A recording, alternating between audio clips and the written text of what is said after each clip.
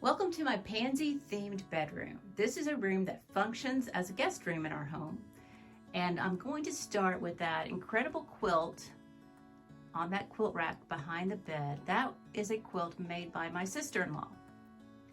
And I think that she must have taken a square right here that was actually a tulip pattern because of the shape. But then she must have altered it a little bit with that stitching in the middle to look like pansies. And I think that's just incredible. I love applique on quilt, and that's what that stem and the leaves are. And then I love patchwork too. So I love how she's incorporated that pansy fabric along with the yellow and the white and the purple. It's just incredible, and it was such a meaningful gift. So above the quilt rack on this little shelf, I have several pieces of my collection. I have these yellow vases on either side that I had in my kitchen for spring and summer, where I had those yellow vases on my kitchen cabinets. And so I brought them in here just to add a little pop of yellow. And beside that vase is a little soup mug by Potpourri Press. And there is a cat and pansy collector's plate. Two of my favorite things, cats and pansies combined. And then there is a little seed packet that's framed,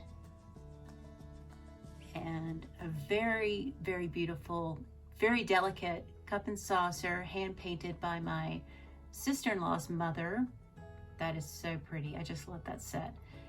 A little pop of yellow with a little sherry glass given to me by my good friend Molly. Another cat and pansy plate. Over here we have a cup and saucer set from Teleflora. This was available a few years back. And then one other yellow vase. So I'll step back and give you a look at that very high shelf in this room, because right above is the ceiling.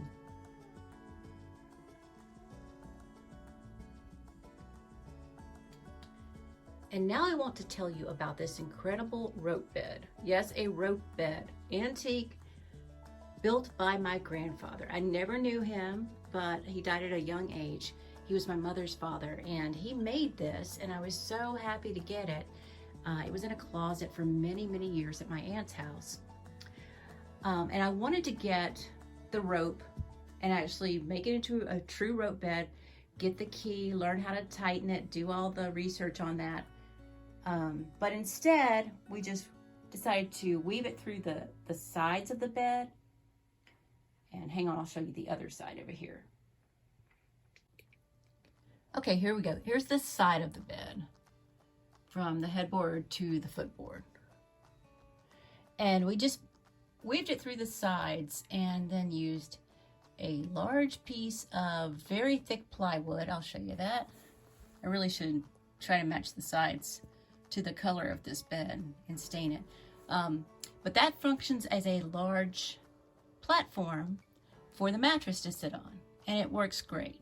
Pardon all the storage beneath the bed. I know you saw it. We just have to store beneath all of our beds in this house. We have so little closet storage. But I love this bed. It's really comfortable, and I think it's officially a 3/4 bed, but we use a double mattress on it, a full size. And so now I'm going to point out what's beside the bed here. This is a storage cabinet, a display cabinet by IKEA, and it holds all of my Madame Alexander dolls. I had Madame Alexander dolls when I was a child, and I played with them. Not rough, but I did play with them, and so they're not like in that perfect, pristine condition that a lot of collectors have theirs in. But I like looking at them and knowing that I really enjoyed them, and I loved my dolls. So up on top, I have the ballerina, and beside of her is a little Amish doll that is not Madame Alexander. And that one is a Madame Alexander from a Happy Meal, McDonald's Happy Meal. I just had to get her since I already had the big ballerina up there. And beside that is a French clown doll. I was really into that whole theme when I was in college, and so that was given to me by a friend. And that's a real China doll with a cloth body. It's really beautiful. And then as we come down here, sorry for the reflection there, I'll try to bring the camera around here. So there is the Cinderella doll. She was the star of the show, on top of my desk hutch for many years.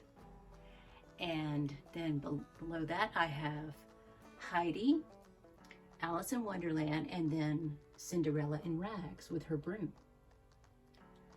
And beneath that I have,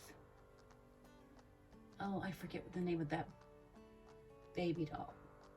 But I have an outfit on her that's not Madame Alexander. She is Madame Alexander, but that outfit is actually from my childhood. I wore that as a baby, and I have her head covered because when I was little, I cut her hair really, really badly. So I have to cover it. I've thought about, is there such a thing as a wig? But then I thought, no, I'll just put that bonnet on her and kind of tuck it around. And she's holding a little tiny comb to show that she needs help with her hair. That other doll beside that, that was my last baby doll that I got for Christmas. I said, this will be my last one. I'm growing up, but I want one more. And she came from the Sears catalog. I'm sure a lot of you picked out your Christmas gifts from the Sears or JCPenney catalogs, the Wish Book. And so she doesn't have like a special brand name, I don't think, but she has that significance of being my last baby doll that was given to me as a gift. That little one right there, she's just a little inexpensive plastic doll. I love the fact that she has red hair. But her outfit was crocheted by my aunt, and I showed some of her doilies in my kitchen video, and she made doll outfits, and that's one that she made. And there's another one down here. This doll down here was my mother's, and it's really old, and that outfit was also crocheted by my aunt. And I think that she must have crocheted this little vest. I found that in my aunt's belongings after she passed away, and I wasn't sure how it was supposed to be worn. So I just put it on like as a front vest.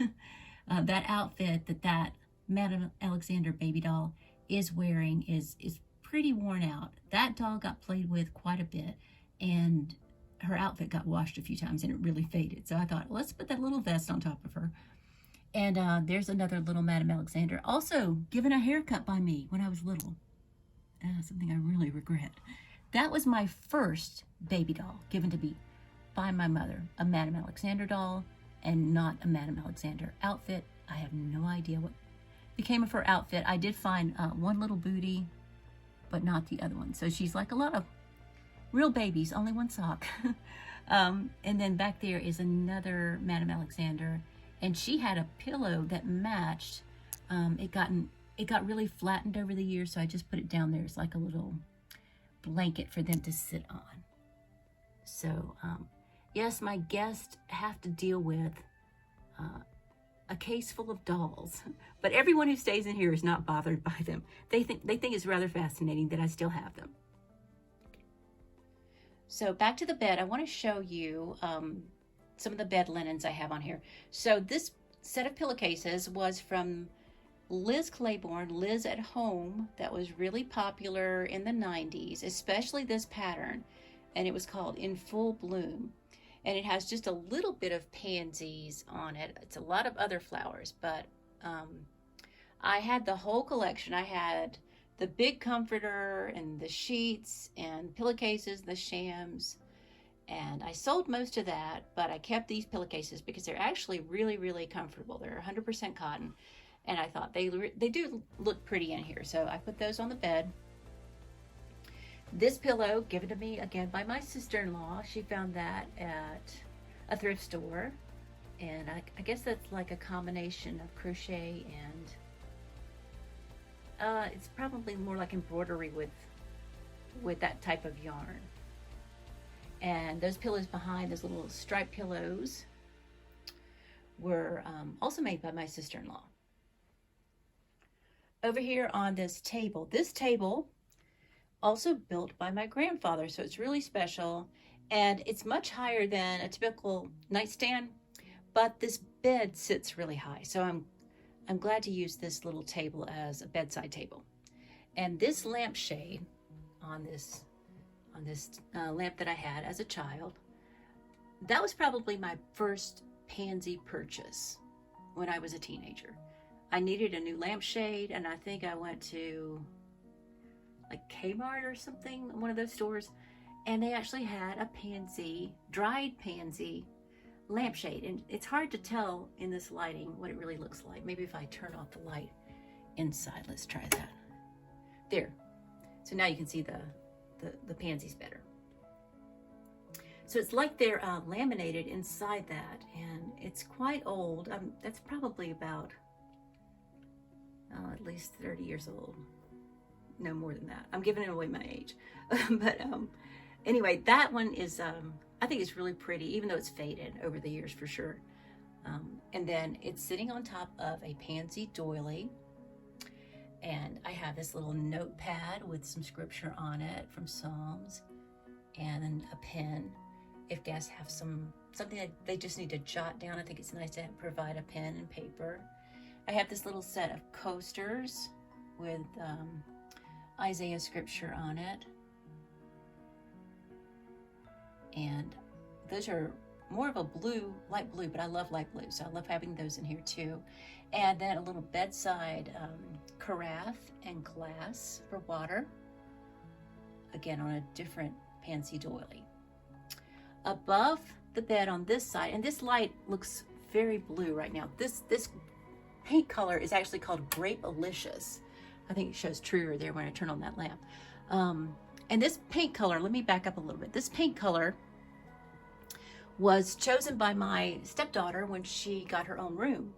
And when she left the nest, I just decided to work with it. I thought, well, that purple's not what I would choose, but I can make it into a Pansy themed bedroom. And that's how it all started, was this paint color. That's a very old picture of my mother and her sister. And in this room, I also have some shades of dusty rose. And so here are some very old pictures of me as a baby with dusty rose matting and outfits. So it's just like a very pink picture in both cases. So I'm going to back up a little bit and turn you around and let you see the other side of the room. So this picture right here is pretty large, and it's actually from a Hallmark calendar from years ago. And they had these calendars that had tiny print at the bottom, but the main part of the calendar, and it was a nice heavy cardboard, were these large prints of different flowers. And this one sold me, of course. I love those pansies in the blue baskets on that bench. And I bought that calendar and then took a framing and matting class and framed so many of those. And you'll see another one in this bedroom in just a moment. And here's the room from another angle. And the window there, which looks out onto our deck, our upper deck, has some just inexpensive purple curtains. I think probably from Walmart or Dollar General, maybe, from years ago. And I've used some white ribbon as some tie backs. And here it is. It's kind of tricky to show you this one without a lot of reflection for some reason. So it's reflecting a lamp over on the chest of drawers. This one, as I turn it, hopefully you can see. No, that doesn't help. Sorry about that. So this one is some pink flowers. I'm not really sure what kind those are. I'm sure some of you know. Please comment below if you can identify that flower. So that one is in like a concrete planter, and that one I framed in like a dusty rose mat. And so it complements, I think, those pictures over there on the other side. And there's a few other little touches of dusty rose I'll show you in just a sec. So next to that is my bookcase. Another pansy flower arrangement. That one in a little galvanized container was a gift from my cousin many years ago. And this little vignette right here, that's not a pansy. That is an artificial hydrangea.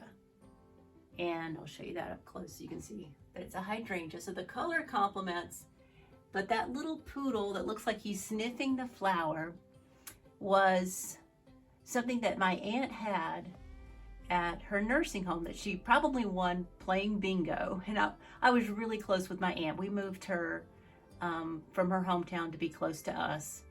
And I actually had guardianship of her. And so she lived to be 93. And oh, she was so special to me. So she was such a gardener too. She loved flowers, such a green thumb. So I think of her when I see that little poodle that she probably snuggled. And that flower was actually from an arrangement given to me for her funeral. So I just love that little vignette. It makes me think of her. This little nightlight, I just love this. Has some hand-painted pansies on it. Again, by my sister-in-law's mother. She hand-painted those. So that is just exquisite, I think. And our bookshelves function as storage as much as they do decor. So I have those baskets for some storage. I think I have some pet supplies in them and other things like that. And then I have this framed picture right here that is actually some dried flowers, including a few pansies, really special. And I have that very old handbag back there. That little clutch purse was my mother's, and she carried that at my sister's weddings very, very long time ago. And then she carried it at my wedding. So that dates back to the 60s. And I have this little notepad here. And I have to confess, I've never taken it out of the plastic, but I should do that. It actually has like a metallic back to it so you can hang it on your refrigerator, but my refrigerator doesn't really complement the colors in my kitchen, so I keep it in here. But one day I'm going to open it and actually use it, but it's really a nice little notepad. And then beside that is a picture of one of our beloved cats. She lived to be 19. Her name was Annabelle, and I have some really special sculptures here. I forget the name of those. I'm sure lots of you have these, but they were given to me, my friends, after the death of a couple of my cats at different times. So those are really special. I have my grandmother's Bible right here and my brother's New Testament. Some storage for photos there, and here's some more pansy incorporated into the bookcase, along with a lot of books. We have a lot of books in our home, and we have to store them on the bookcases instead of just having decor. But that little tin right there, I think complements the little tape dispenser. And that is actually for some stamps, but you could also put little trinkets in it as well. A little dusty rose accessory there, a little trinket box. More books on the bottom shelf. And on the final shelf, more. And you might recognize that Flower Child crock. That's actually a Ray Dunn piece that was in my kitchen in the spring and summer, and I just put it in here to store some bookmarks. And that lovely little nightlight was a very special gift to me, and I've had it since I was a child. And her head actually has a little well in it to put fragrance in so that you fragrance your room. And I have little vials right there to fill it with. So as I move up slowly to not make you dizzy, I want to show you on the other side here of the bookcase. More crocheted pieces by my aunt, and she made these handbags, and I just love them. One she gave to me, that's the top one with the rings in it, very, very old. And then beneath that is one that's almost identical, but a little bit larger, that she gave to my grandmother. And that little crochet cup and saucer was another gift, and I thought it kind of complemented those purses. So then as I go up here onto the wall, I have another doily. This one not made by my aunt, but one that my sister-in-law gave me, and she framed. And then down here on the chest of drawers, I have this planter with just, I think that's a philodendron, or maybe a pothos. There's one that's more heart-shaped. I can't keep them straight. But tell me if you know which one this definitely is. And then I have a little family photo there in a pansy frame. And this lamp, should turn it around so you don't really see the cord so much. Spin it around a little bit. So this lamp looks like a wash bowl and pitcher. And I've always loved wash bowls and pitchers. And so I saw this at Goodwill and I picked that up. Looks like it must have a little lint there on the side. Sorry about that. So that shade is just not good. And I want one that's smaller. I like that it's drum shaped and not tapered, I think. I just have to have a new lampshade for that lamp, but I think it's really cute. And then as I go up here on the doorway, there is a print that says "Bless Her Home" with lots of pansies on it. And I'll come around here. We have sort of like an L shape when you enter this bedroom. And down here, as you enter the room, a couple more pictures of pansies. I'll try to get that to focus. Okay, here's a better view of those. So that one is a greeting card with that light blue background. And that was one that I framed. I just love that card. I'll see if I can get that to focus a little better so you can see those pansies up close. Again, the reflection. And then this is a little china tile, also hand painted by my sister-in-law's mother. And I think that one is so pretty. And then here is a very special fountain and flower pot that a lot of people had in their homes in the 70s. This one in Dusty Rose belonged to my grandmother. And I just put some little artificial pansies in there. Thank you so much for joining me today for this tour of what we call our pansy room. If you like this video, I hope you'll give it a thumbs up and that you'll subscribe to my channel. As I've shared a few rooms in my home, I've come to decide that my style should be called Sentimental Grandmother.